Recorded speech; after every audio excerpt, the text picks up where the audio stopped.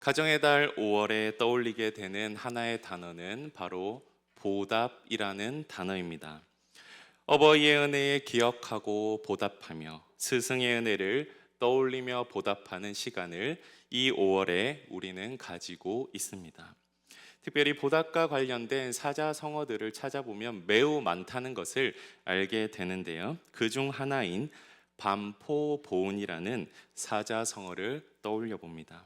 까마귀 새끼가 자라서 늙은 어미 까마귀에게 먹이를 물어다 보답한다는 뜻으로 자식이 자라서 어버이의 은혜에 보답함으로써 효를 행한다는 말입니다. 임금과 스승과 아버지의 은혜가 같다는 사자성어인 군사부일체라는 단어를 통해 부모의 은혜에 보답하는 것처럼 스승의 은혜에도 보답하는 것이 마땅함을 깨닫습니다. 그런데 우리가 보답해야 할 대상은 더 넓습니다. 부모와 스승의 은혜뿐만 아니라 여러 대상이 베풀어준 은혜와 호의에 보답하는 것이 인간의 도리입니다. 코로나가 엔데믹으로 전환된 지 얼마 되지 않았지만 코로나19를 지나면서 서로가 은혜에 보답하며 위기를 헤쳐나가는 한국 사회의 훈훈한 풍경들을 볼 수 있었습니다. 예를 들면 한 연예인이 자신이 확진되었을 때 자신을 잘 돌보아주고 열악한 환경에도 불구하고 코로나와 사투하는 의료진에게 너무 감사하여서 1,000만 원을 재구호협회에 기부하였다는 또 아름다운 소식을 들었고요. 며칠 전에 경기 성남시 파리바게트 가맹점주 협의회 회원들이 성남시에 1,200만 원 상당의 사랑의 빵 8,000개를 전달했다는 훈훈한 소식도 뉴스를 통해 보았습니다. 전달 이유가 무엇이냐면 코로나로 점주들이 힘들 때 지역 시민들로부터 격려와 많은 도움을 받았다는 이유였습니다. 이처럼 은혜를 베풀어 준 대상은 그 어떤 사람이나 단체도 다 포함되며 우리는 그 대상에게 은혜를 베풀어 준 대상에게 보답하는 것이 마땅한 도리임을 다시 한번 깨닫습니다. 성경에서도 은혜에 대한 보답을 매우 강조하고 있는 것을 볼 수 있는데요. 하나님과 사람의 은혜에 보답하는 삶은 그리스도인들이 마땅히 살아야 하는 삶임을 성경은 가르쳐 줍니다. 특별히 오늘은 다윗과 무비보셋 이야기를 통해서 보답하는 삶의 아름다움을 잠깐 살펴보고자 합니다. 오늘 읽은 사무엘하 9장 앞장인 8장을 보시면 날로 강성해 가는 다윗과 유다 왕국의 모습을 볼 수 있습니다. 하나님께서는 다윗에게 큰 은혜를 베풀어 주셨죠. 성경을 봤을 때 다윗만큼 하나님의 크신 은혜를 받은 사람이 있었을까라는 또 그런 생각도 하게 되는데요. 다윗은 어떤 은혜를 받았죠? 너의 후손을 통해서 내가 나의 나라를 이루어 갈 것이다. 그리고 수많은 다윗의 원수들도 하나님께서 물리쳐 주셨고 다윗에게 아주 용감하고 충성스러운 신하들도 주셨고요.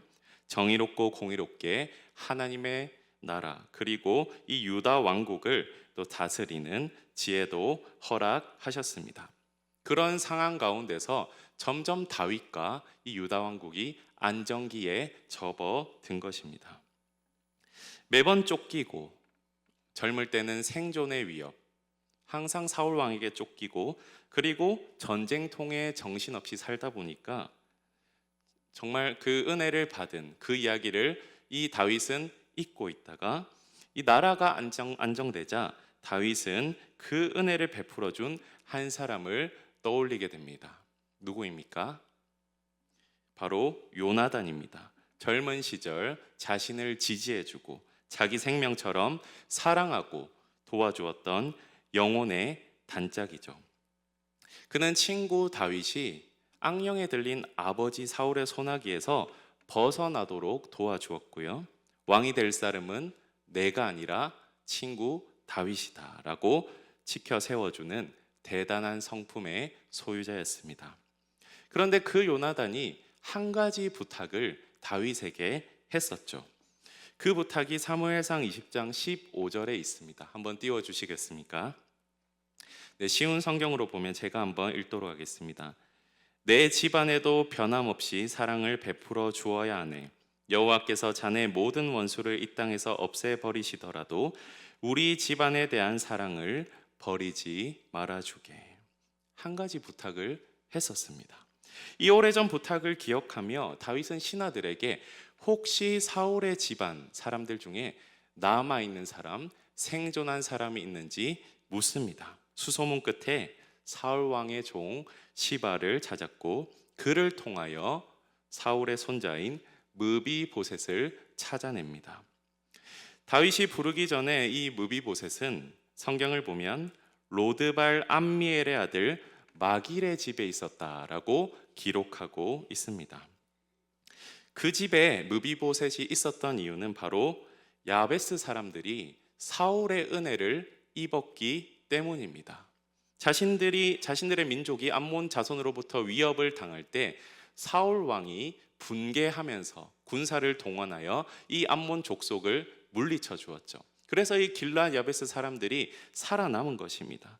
그 은혜를 잊지 않고 이 사울의 손자 무비보셋, 별 볼 일 없는 사람이었죠. 이전에는 왕족이었지만 이제는 자신의 아버지도 할아버지도 살아남지 않았고 그래서 왕족으로서 힘을 잃은 사람이었고 동시에 다리를 저는 약자였습니다.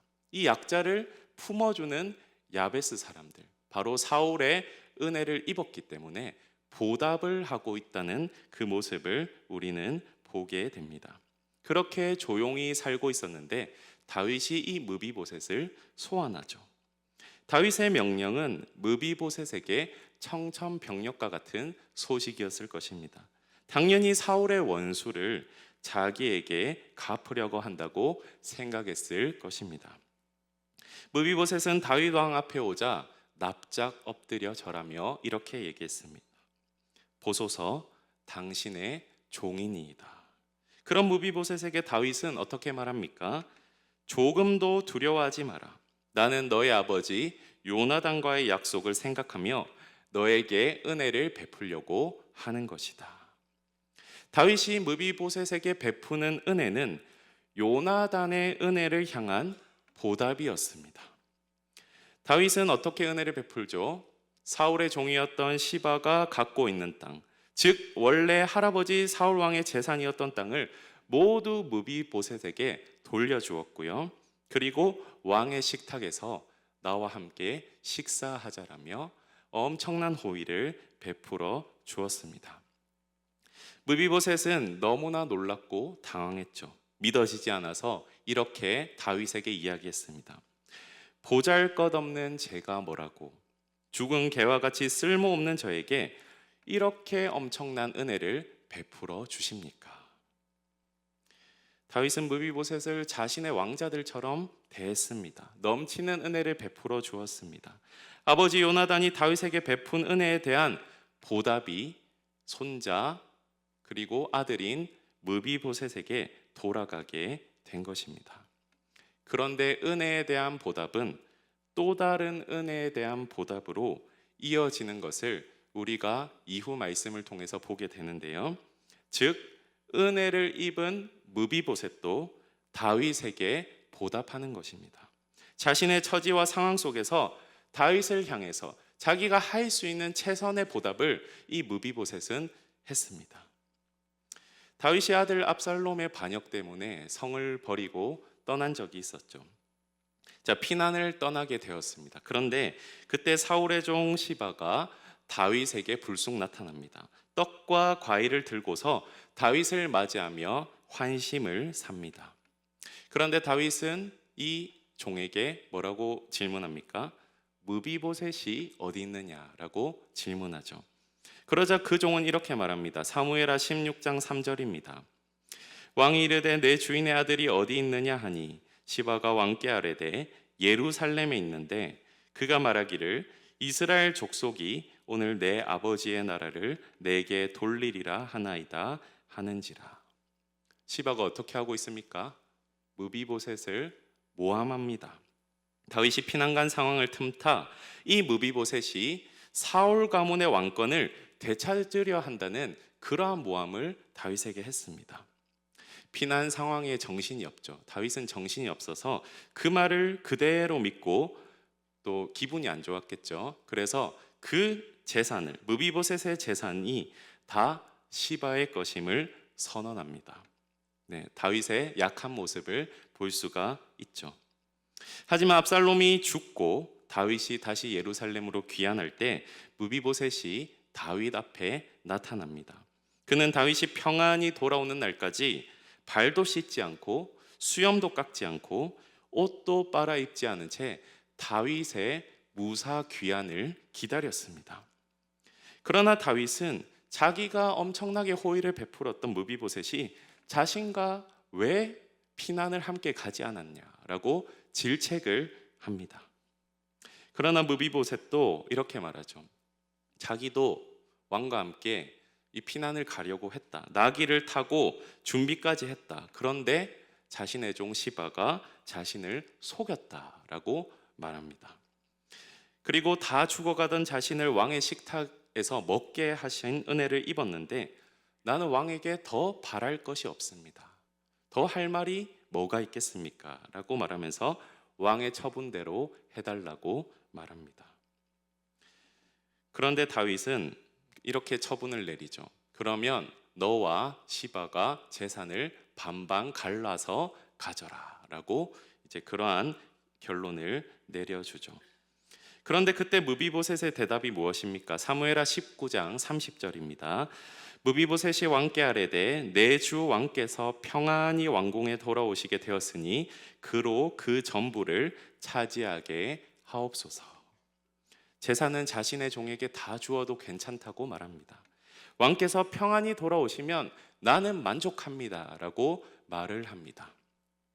이 무비보셋의 모습은 다윗의 은혜를 여전히 잊지 않았음을 보게 합니다. 그는 자신이 할 수 있는 최대의 보답을 하려고 했습니다.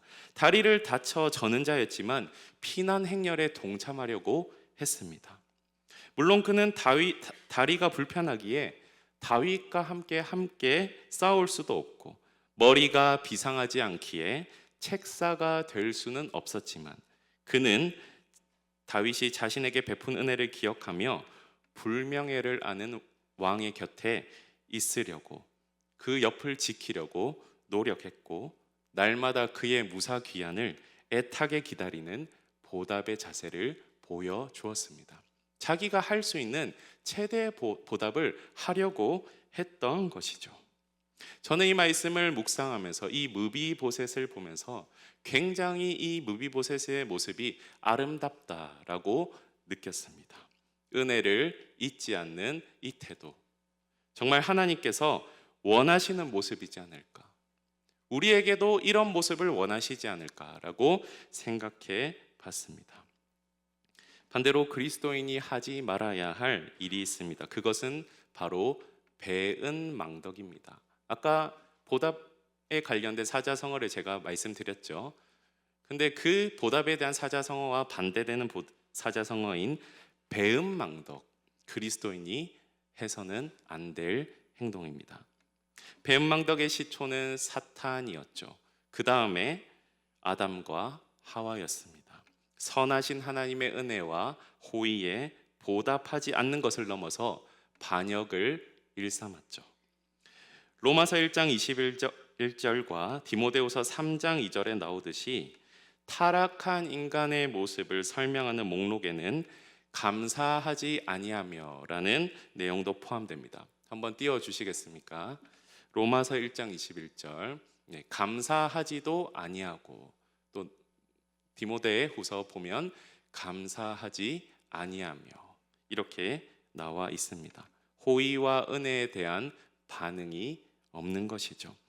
감사하지 않는 것, 보답하지 않는 것, 사실 별일 아닌 것처럼 보이지만 성경은 굉장히 부정적으로 이 태도에 대해 묘사하고 있음을 우리는 볼 수 있고, 하나님께서도 이런 모습을 굉장히 싫어한다는 것을 우리는 성경을 통해서 깨달을 수 있습니다.